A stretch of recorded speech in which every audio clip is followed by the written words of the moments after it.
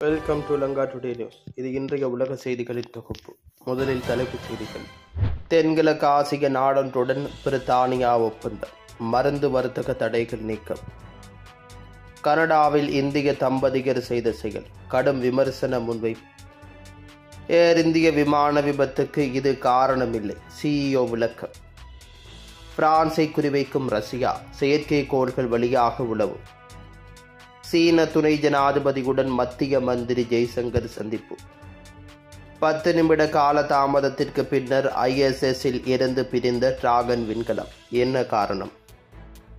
Burj கலீஃபா இனி உலகின் உயரமான கட்டிடமில்லை, 1 கிலோமீட்டர் உயர கட்டிடம் கட்டும் நாடு. ஆப்கானிஸ்தானில் நிலநடுக்கம், டிக்டர் அளவுகோலில் 4ஆக பதிவு. இனி விரிவான செய்திகள்.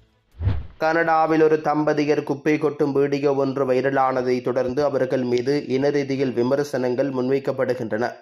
கனடாவில் சாலையோரமாக ஒரு இடத்தில் தங்கள் காரை நிறுத்திய தம்பதி தங்கள் கைகளில் இருந்த பைகளில் இருந்து எதையோ எடுத்து வீசுவதை காட்டும் ஒரு வீடியோ வெளியாகியிருக்கின்றது.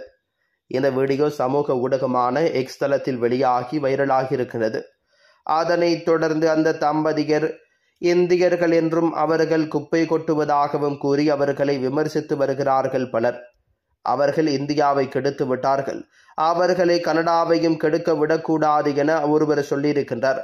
இவர்களால் எல்லா புலம்பெயர்ந்தோருக்கும் கெட்ட பெயர் என்கிறார் மற்றொருவர். ஒருவேளை அவர்கள் ஏதாவது பறவைகள் அல்லது விலங்குகளுக்கு உணவளிக்கிறார்களோ என்றும் ஒருவர் சந்தேகம் எழுப்பியிருக்கின்றார். இப்படியே இனரீதியான விமர்சனங்கள் வரை முன்வைக்கப்பட்டுள்ள நிலையில் ஒருவர் அவர்கள் கவரிலிருந்து எதையோ எடுத்து போட்டுவிட்டு கவரை தங்கள் கைகளிலேயே வைத்துக் கொள்கிறார்கள். ஆகவே அவர்கள் விலங்குகளுக்கு உணவளிப்பது போல தோன்றுகிறது. தயவு செய்து பொதுவாக யாரையும் குற்றப்படுத்தி பேச வேண்டாம். அவர்கள் கனடாவின் பொருளாதாரத்துக்கு எவ்வளவு பங்களிப்பை செய்கிறார்கள் என்பதையும் மறக்க வேண்டாம் என்றும் அவர் கூறியிருக்கின்றார். ஆப்கானிஸ்தானில் இன்று காலை திடீரென நிலநடுக்கம் ஏற்பட்டிருக்கின்றது. அதிகாலை 2:48 மணியளவில் ஏற்பட்ட நிலநடுக்கம் டிக்டர் அளவுகோலில் 4ஆக பதிவாகி உள்ளதாக தேசிய நிலதிர்வு மையம் தெரிவித்திருக்கின்றது. ஆப்கானிஸ்தானில் 120 கிலோமீட்டர் ஆழத்தை மையமாக கொண்டு இந்த நிலநடுக்கம் 36.47 டிகிரி வடக்கு அச்சரேகையிலும் 70.92 டிகிரி கிழக்கு தீச்சரேகையிலும் இருக்கும் என முதலில் தீர்மானிக்கப்பட்டது. இந்த நிலநடுக்கத்தால் ஏற்பட்ட பாதிப்புகள் பற்றிய விவரங்கள் எதுவும் உடனடியாக வெளியிடப்படவில்லை. சீனாவின் தியான்ஜின் நகரில் சாங்காய் ஒத்துழைப்பு மாநாடு நடைபெற்று வருகிறது. இந்த அமைப்பின் வெளிவிவகார மந்திரிகளுக்கான கவுன்சில் கூட்டம் இன்று தொடங்குகிறது. இதில் அந்த அமைப்பிலுள்ள China, Russia, India, Iran, Kazakhstan, Kyrgyzstan, Pakistan, Tajikistan, Uzbekistan மற்றும் பெலாரஸ் ஆகிய 10 உறுப்பு நாடுகளைச் சேர்ந்த மந்திரிகள் மற்றும் தலைவர்கள் கலந்து கொள்கின்றனர். சீன வெளியுறவு அமைச்சகத்தின் செய்தி தொடர்பாளர் இதனை உறுதிப்படுத்தியிருக்கின்றார். இந்த கூட்டத்தில் மத்திய வெளிவிவகார மந்திரி ஜெய்சங்கர் கலந்து கொள்கிறார் என அதிகாரப்பூர்வ தகவல் வெளியாகியிருக்கின்றது. இந்த கூட்டத்தில் சீன வெளியுறவு மந்திரி வாங் யி, அந்தந்த உறுப்பு நாடுகளின் வெளியுறவு மந்திரிகள் மற்றும் தலைவர்களும் கலந்து கொள்கின்றனர். இதில் பல்வேறு துறைகள் மற்றும் சர்வதேச மண்டல விவகாரங்களில் ஒத்துழைப்புக்கான பார்வைகளை தலைவர்கள் பரிமாறிக்கொள்வர் என அது பற்றிய அறிக்கை தெரிவிக்கின்றது. சிங்கப்பூரில் சுற்றுப்பயணம் மேற்கொண்ட மத்திய வெளிவிவகாரத்துறை மந்திரி ஜெய்சங்கர் அதனை முடித்து கொண்டு சீனாவுக்கு புறப்பட்டிருக்கின்றார். இதன்படி சீனாவுக்கு இன்று சென்றடைந்திருக்கின்றார். 5 ஆண்டுகளில் அவர் மேற்கொள்ளும் முதல் சீன பயணம் இதுவாகும். இந்த பயணத்தில் சாங்காய் ஒத்துழைப்பு அமைப்பின் பொதுச் செயலாளர் எர்மெக் பயோ என்பவரை பீஜிங்கில் சந்தித்து பேசியிருக்கின்றார். இது பற்றி மத்திய மந்திரி ஜெய்சங்கர் அவருடைய எக்ஸ் வலைத்தளத்தில் வெளியிட்ட செய்திக்குறிப்பில் சாங்காய் ஒத்துழைப்பு அமைப்பின் பங்கு மற்றும் முக்கியத்துவம் ஆகியவற்றை பற்றி விவாதித்திருக்கின்றோம். அதன் பணிகளை நவீனமயப்படுத்துவதற்கான முயற்சிகள் பற்றியும் ஆலோசனை மேற்கொண்டோம் என பதிவிட்டிருக்கின்றார். சீனாவின் பீஜிங் நகரில் உள்ள இந்திய தூதரகத்தில் பல மரக்கன்று ஒன்றையும் அவர் இன்று நட்டிருக்கின்றார். தூதரக உயரதிகாரிகளிடம் சிறிது நேரம் அவர் உரையாடியிருக்கின்றார். இதேபோன்று சீன துணை ஜனாதிபதி ஹான் ஜெங்கையும் பீஜிங்கில் இன்று சந்தித்து பேசியிருக்கின்றார். இருதரப்பு உறவுகளில் ஏற்பட்ட முன்னேற்றம் பற்றியும் அவருடன் ஆலோசனை மேற்கொண்டிருக்கின்றார். சமீபத்தில் மத்திய பாதுகாப்புத்துறை மந்திரி ராஜ்நாத் சிங், தேசிய பாதுகாப்பு ஆலோசகர் அஜித் தோவால் ஆகியோர் சீனாவுக்கு சென்று வந்த நிலையில் ஜெய்சங்கரின் இந்த பயணம் அமைந்திருக்கின்றது. கிழக்கு லடாக்கில் அசல் கட்டுப்பாட்டு கோடு பகுதியில் சீனா மற்றும் இந்தியா இடையே கடந்த 2020ஆம் ஆண்டு கடுமையான மோதல் போக்கு ஏற்பட்ட பின்னர் இராணுவ தளபதிகள் மட்டத்திலான பல சுற்று பேச்சுவார்த்தைகள் நடத்தப்பட்டன. இதனால் இரு நாடுகளுக்கு இடையேயான உறவில் விரிசல் ஏற்பட்டது. இதன் பின்னர் சீனாவுக்கு முதன்முறையாக மத்திய மந்திரி ஜெய்சங்கர் பயணம் மேற்கொண்டிருக்கின்றமை குறிப்பிடத்தக்கது. ரஷ்யா ஐரோப்பாவில் தனது முக்கிய எதிரியான பிரான்ஸை அடையாளப்படுத்தியுள்ளது என அந்த நாட்டின் இராணுவ தலைவர் திரி புர்காட் தெரிவித்திருக்கின்றார். உக்ரைனுக்கு பிரான்ஸ் வழங்கும் நிலையான ஆதரவுக்கு பதிலளிக்கும் வகையில் ரஷ்ய ஜனாதிபதி விளாடிமிர் புதின் எடுத்த முக்கிய முடிவாக பார்க்கப்படுகின்றது. ரஷ்யா பிரான்ஸ் இடையே தற்பொழுது நேரடி இராணுவ தாக்குதல்கள் நிகழ வாய்ப்பில்லை என்றாலும் ரஷ்யா பிரான்ஸை குறிவைக்கும் வகையில் இணையதள தாக்குதல்கள், உளவுத்துறை நடவடிக்கைகள் உள்ளிட்ட கலப்பு தாக்குதல்களை மேற்கொள்ளும் அபாயம் உள்ளதாக பாதுகாப்பு வட்டாரங்கள் தெரிவிக்கின்றன. கடலடித்தள நீர்மூழ்கி கப்பல்கள் மற்றும் விண்வெளி செயற்கைக்கோள்கள் வழியாக ரஷ்யா உளவுத்துறை நடவடிக்கைகளை தீவிரப்படுத்தி வருகிறது. மேலும் ரஷ்ய விமானங்களுடனான வான்வழி மோதல்களும் இடையிடையே நடைபெற்று வருகின்றன. அட்லாண்டிக் மற்றும் மெடிட்டரேனியன் கடல்களில் ரஷ்யாவின் அணுசக்தி நீர்மூழ்கி கப்பல்கள் பிரான்ஸ், பிரித்தானியா உள்ளிட்ட நாடுகளை கண்காணித்து வருகின்றன. இது பிரான்சின் பாதுகாப்பை புதிய விதத்தில் சவாலுக்குள்ளாக்கி வருகிறது.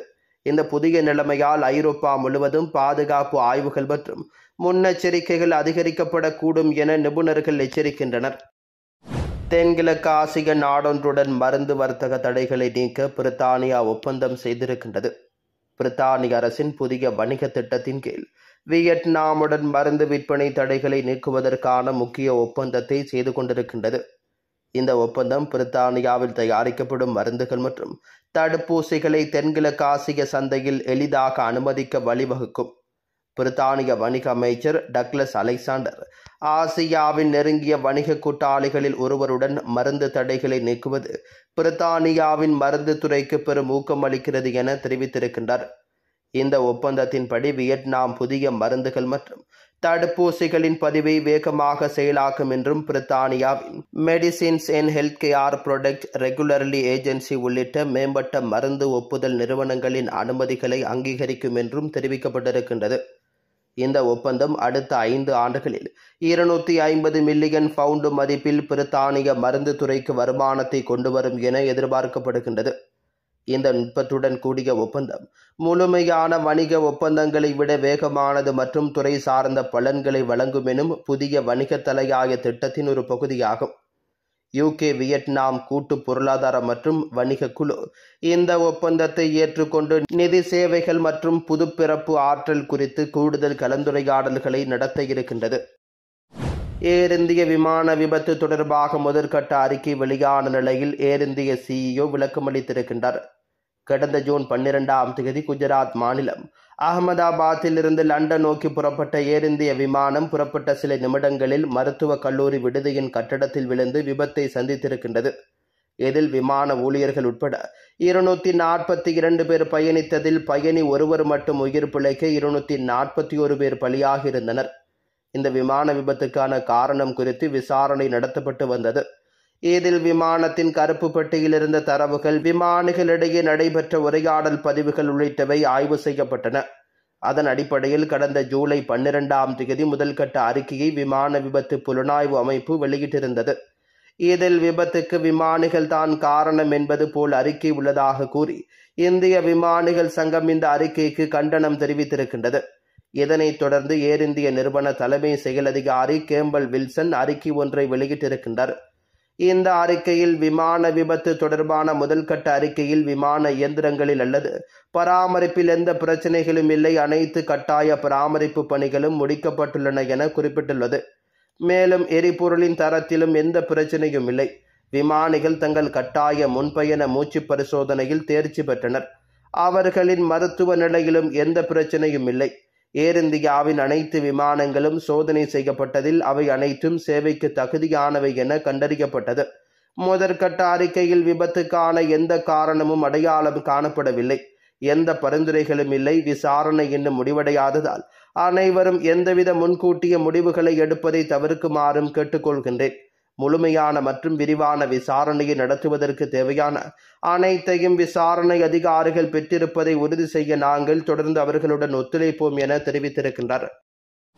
சர்வதேச விண்வெளி நிலையத்தில் கடந்த ஜூன் 25ஆம் தேதி இந்திய விண்வெளி வீரர் Shubhanshu Shukla, Peggy Whitson, Tibor Kapu மற்றும் ஸ்லாவோஸ் ஒஸ்னான்ஸ்கி விஸ்னின்ஸ்கி ஆகிய 4 பேரும் புறப்பட்டு சென்றனர். அவர்கள் விண்வெளியில் பயிர்கள் வளர்ச்சி உள்ளிட்ட பல்வேறு ஆராய்ச்சி பணிகளில் ஈடுபட்டனர். இந்த நிலையில் இவர்களுடைய 14 நாட்கள் ஆராய்ச்சி பணி நிறைவடைந்து இன்று பூமிக்கு திரும்புகின்றனர். இதன்படி சர்வதேச விண்வெளி நிலையத்திலிருந்து பூமிக்கு திரும்புவதற்காக டிராகன் விண்கலத்துக்குள் கேப்டன் சுபான்சு சுக்லா உள்பட விண்வெளி வீரர்கள் 4 பேரும் சென்றிருக்கின்றனர். அவர்கள் தங்களுக்காக ஒதுக்கப்பட்ட இருக்கைகளில் அமர்ந்திருக்கின்றனர். விண்கலத்துடனான கேபிள்களை இணைத்து தங்களுடைய புறப்பாட்டுக்காக தயாராகி இருக்கின்றனர். இதற்காக சர்வதேச விண்வெளி நிலையத்துடன் இணைக்கப்பட்டுள்ள ஸ்பேஸ் எக்ஸ் டிராகன் விண்கலத்தின் கதவுகள் திறக்கப்பட்டன. இதன் பின்னர் சுபான்சு சுக்லா உள்ளிட்ட 4 பேரும் விண்கலத்துக்குள் நுழைந்திருக்கின்றனர். தொடர்ந்து மாலை 4:15 மணிக்கு சர்வதேச விண்வெளி நிலையத்திலிருந்து விண்கலம் தனியாக பிரிக்கப்படும். மாலை 4:35 மணிக்கு பூமியை நோக்கி விண்கலத்தின் பயணம் தொடங்கும் என எதிர்பார்க்கப்பட்டது. எனினும் விண்வெளி வீரர்கள் பூமிக்கு திரும்பும் பயணம் தயாரான நிலையில் டிராகன் விண்கலம் புறப்படுவதில் காலதாமதம் ஏற்பட்டிருக்கின்றது. தொழில்நுட்ப கோளாறு ஏதேனும் ஏற்பட்டிருக்கிறதா போன்ற விவரங்கள் எதுவும் உடனடியாக வெளியிடப்படவில்லை. எனினும் குறிப்பிட்ட 4:35 மணிக்கு பதிலாக சிறிது நேரம் கழித்து இயக்கப்படும் என கூறப்பட்டது. இந்த நிலையில் 10 நிமிட கால தாமதத்திற்கு பின்னர் 4:45 மணியளவில் ISS-இல் இருந்து டிராகன் விண்கலம் பிரிந்திருக்கின்றது. இதற்கான காரணம் என்னவென்று தெரிய வந்திருக்கின்றது. விண்கலத்திற்கும் சர்வதேச விண்வெளி நிலையத்திற்கும் ISS அதாவது இடையேயான பகுதி பாதுகாப்பாக மூடப்பட வேண்டும். அப்போதுதான் பயணம் மேற்கொள்ள ஏதுவாக அமையும். இதற்காக சிறிது கூடுதல் நேரம் எடுத்துக்கொள்ளப்பட்டது. இதன்படி விண்கலம் மற்றும் ISS இடையேயான பகுதி பாதுகாப்பாக மூடப்பட்டது. இதனைத் தொடர்ந்து ISS-இல் இருந்து டிராகன் விண்கலம் பிரிந்திருக்கின்றது.